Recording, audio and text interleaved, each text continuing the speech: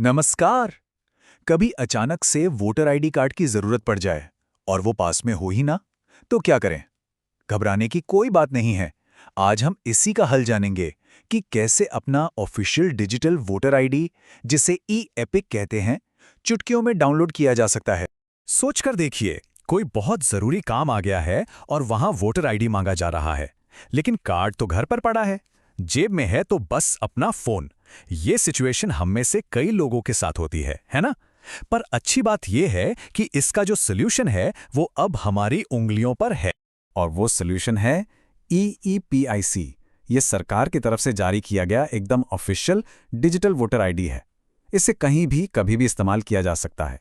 मतलब सुविधा तो है ही, साथ ही ये पूरी तरह से सेफ और सिक्योर भी है। तो फिर चलिए शुरू करते हैं।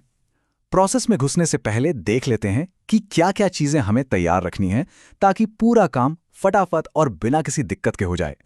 देखिए, ज्यादा कुछ नहीं चाहिए, बस दो चीजें। पहली चीज है आपका एपिक नंबर, मतलब वही जो वोटर आईडी कार्ड पर नंबर लिखा होता है। और हाँ, अगर किसी ने नए कार्ड के लिए अप्लाई किया है तो उनका एप्लीकेशन रेफरेंस नंबर भी चलेगा। और दूसरी सबसे जरूरी चीज, वो मोबाइल नंबर जो वोटर रिकॉर्ड के साथ लिंक किया हुआ है। और एक बात पर खास ध्यान देना है, ये जो लिंक्ड मोबाइल नंबर वाली बात है ना, ये एब्सोल्युटली मैंडेटरी है। मतलब इसके बिना काम नहीं चलेगा, क्योंकि सारा ओटीपी वेरिफिकेशन इसी नंबर पर होता है। और अगर ये लिंक नहीं है तो EEPIC डाउनलोड करना मुमकिन नहीं हो पाएगा। अच्छा, अब सवाल उठता है कि अगर किसी को अपना एपिक नंबर याद ही ना हो तो भी कोई टेंशन की बात नहीं है। इसका भी एक तरीका है। आप ऑनलाइन जाकर अपने एरिया की जो मतदाता सूची होती है, जिसे इलेक्टोरल रोल कहते हैं, उसमें अपना नाम ढूंढ सकते हैं। वहां से आपको अपना एपिक नंबर आसानी से मिल जाएगा। ठीक है, तो सारी तैयारी हो गई। अब आते हैं पहले तरीके पर, वेबसाइट के जरिए। ये तरीका उन लोगों के लिए बेस्ट है जो लैपटॉप या डेस्कटॉप कंप्यूटर इस्तेमाल कर रहे हैं। प्रोसेस ना बहुत ही सिंपल है।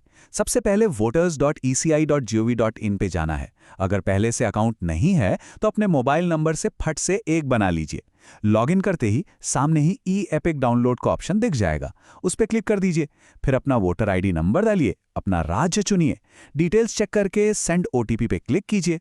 मोबाइल पर जो ओटीपी आए उसे डालकर जैसे ही वेरीफाई करेंगे, बस डाउनलोड का बटन सामने आ जाएगा। चलिए अब बात करते हैं दूसरे तरीके की, यानी मोबाइल ऐप से। ये ऑफिशियल वोटर हेल्पलाइन ऐप के जरिए होता है।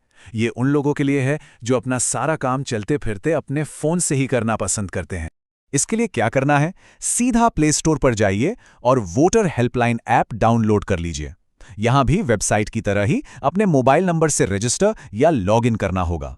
अंदर जाते ही आपको ई एपिक डाउनलोड का एक बड़ा सा साफ आइकन दिखेगा। बस उस पर टैप कीजिए, अपना एपिक नंबर और राज्य डालिए और ओटीपी वाला प्रोसेस पूरा कीजिए। और बस हो गया, आपका डिजिटल वोटर कार्ड सीधा फोन में डाउनलोड होकर सेव हो जाएगा। तो सवाल यह है कि दोनों में से कौन सा तरीका बेहतर है? देखिए, ये अपनी अपनी सुविधा की बात है। अगर कोई डेस्कटॉप पर काम कर रहा है तो वेबसाइट बढ़िया है, कुछ भी इंस्टॉल करने का झंझट नहीं। लेकिन अगर किसी को हर चीज फोन पर चाहिए, ऑन द गो, जिसे वो आसानी से किसी को भेज भी सके, तो उनके लिए ऐप एकदम परफेक्ट। तो लो जी, डाउनलोड तो हो गया।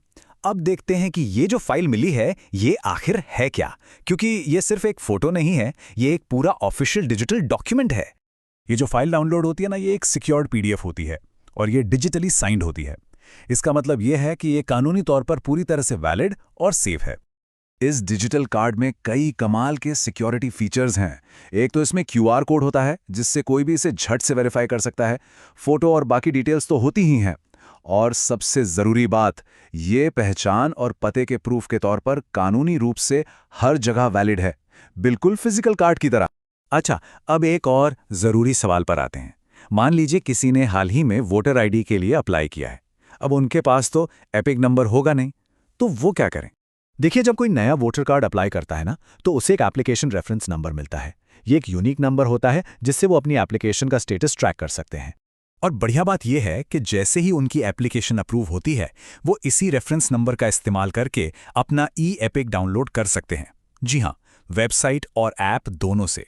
मतलब फिजिकल कार्ड या एपिक नंबर के आने का इंतजार करने की कोई जरूरत ही नहीं है। तो ये था पूरा प्रोसेस, स्टेप बाय स्टेप। ये सब देखकर एक बड़ा सवाल मन में आता है। जैसे जैसे हमारी पहचान, हमारी आइडेंटिटी डिजिटल होती जा रही है, तो इस तरह के सिक्योर और आसानी से वेरीफाई हो जाने वाले डिजिटल डॉक्यूमेंट्स हमारे जीने का तरीका और सरकारी सेवाओं के साथ हमारे इंटरैक्शन को आने वाले वक्त में और कैसे बदलेंगे, इस पर सोचना तो बनता है।